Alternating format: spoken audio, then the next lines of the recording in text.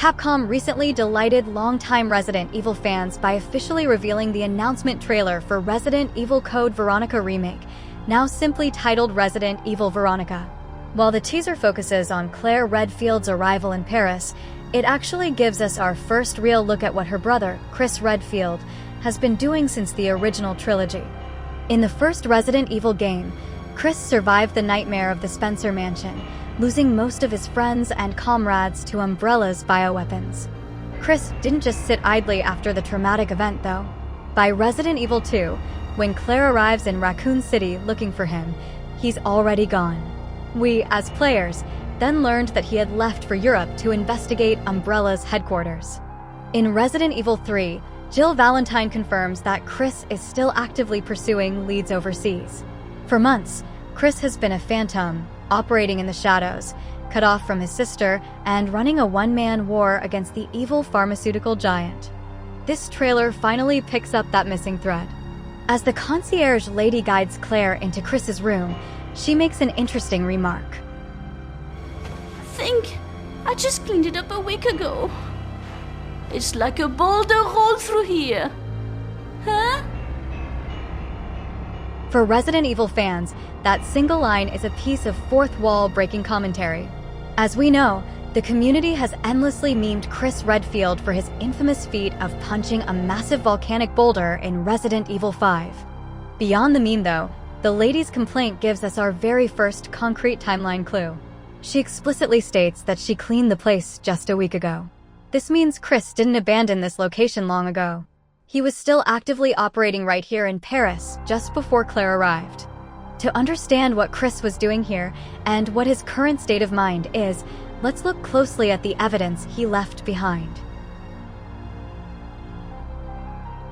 To understand where Chris is in his journey, we have to recognize that he's no longer the STARS officer that we met back in the Spencer Mansion in the events of the first Resident Evil game. Following the unjust dissolution of STARS, he's completely off the grid now. He's a rogue operative with no formal backup, no jurisdiction, and no badge. The table is a map of his current mindset: scattered folders, surveillance photos, and documents, all pointing to a singular focus. You really Chris's sister? Yeah. Why? Did you find something? He's on vacation. Europe, I think. Left weeks ago. Vacation? As stated in Jill Valentine's diary in Resident Evil 3, he tactfully disguised his investigation as a leisure getaway, but Chris hasn't moved all the way to Paris just for a vacation. He's established a covert operating base in his mission to bring Umbrella to justice. Sitting center stage is a professional DSLR camera with a massive telephoto lens. This isn't for vacation photos. It's for long-range reconnaissance. Chris is clearly tracking Umbrella's Paris facility, possibly scouting the site's layout, documenting their latest research and staff movements, among other things. But how does he get close enough to gather real intel? Surely Umbrella wouldn't just let anyone getting in and out of their facility like a walk in the park, right? Sitting right next to the camera is a lanyard with what looks like an ID card attached to it. While he could be posing as a maintenance worker or a delivery driver to get access to the Umbrella facility, I believe that the pairing of the lanyard and the camera on the table strongly hints at something more specific. An investigative journalist. It's the perfect cover, a reason to be near high-security buildings with heavy recording equipment. The undercover look is completed by the black cap that the lady picked up from the floor. It's a simple, universal piece of tradecraft. It helps him hide the face, blend into the crowd, and avoid those ubiquitous CCTV cameras. Other important items in the room are the walkie-talkie and the handheld audio recorder. The recorder speaks for itself. He's documenting his findings, maybe even leaving notes for someone in case something happens to him. But what about the walkie-talkie? That's an interesting item to talk about. Chris is operating in isolation, but maybe he isn't completely alone. That walkie-talkie implies he's communicating with a partner of some sort in his investigation. Who could it be? I have a few people in mind based on the game lore, and it's an interesting topic to discuss, so I think I'll have to make a separate video about that. Finally, we have the floppy disk lying among the papers.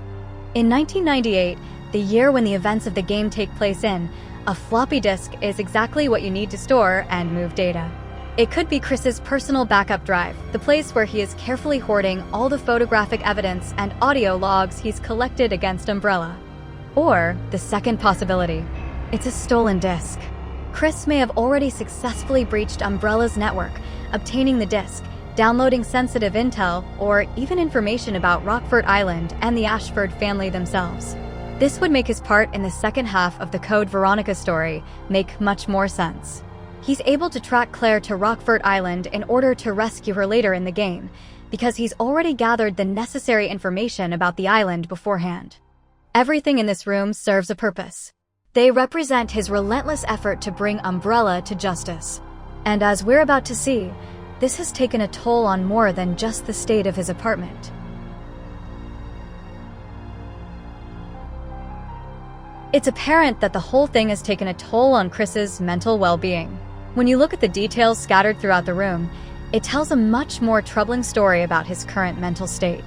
The haphazard state of the couch, the piled-up pillows, and the blanket thrown over the cushions tells us he's been sleeping right there in the middle of his makeshift workstation. This suggests two possibilities. First, it's a symptom of his hyper-alertness. By abandoning the comfort of a proper warm bed and choosing to sleep on the couch instead, he's essentially sleeping in a defensive position, ready to jump up and react at a moment's notice in case of emergency. His boots and belts are thrown on the floor close to where he sleeps, while his signature green shirt is draped over the back of the couch. He's living like a soldier in a foxhole, ready to gear up at the first sign of trouble. The second is simpler, yet just as dire. Total exhaustion.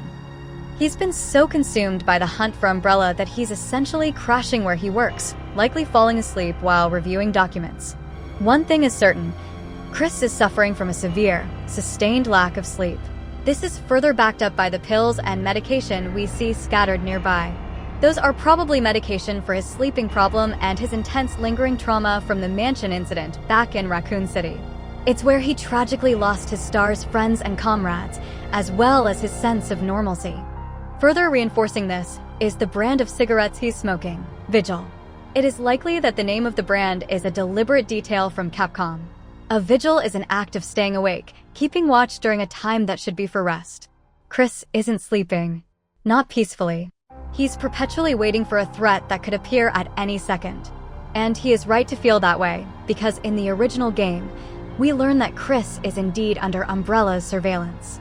If we look closely at the ashtray, it's filled with barely smoked cigarettes. Chris isn't lighting these to enjoy the smoke. He's probably lighting them, taking 1 or 2 stress-induced drags, and then stubbing them out. He can't even afford the simple human luxury of finishing a cigarette. The concierge lady's comment that she just cleaned up the room a week ago paints a picture of a man who is constantly shifting, never staying put long enough to let his guard down. The psychological weight is clear, but how is this life of sleepless nights, intense paranoia, and reliance on medication impacting his body? In the next video, we'll dive into Chris's physical state amidst it all. We'll also unpack the remaining clues scattered around the room. What's the deal with that classic green herb by the window? Is there more to that box of biscuits than meets the eye? And who do you think Chris was talking to on that walkie-talkie? Let me know your theories in the comments, and I'll see you in the next video.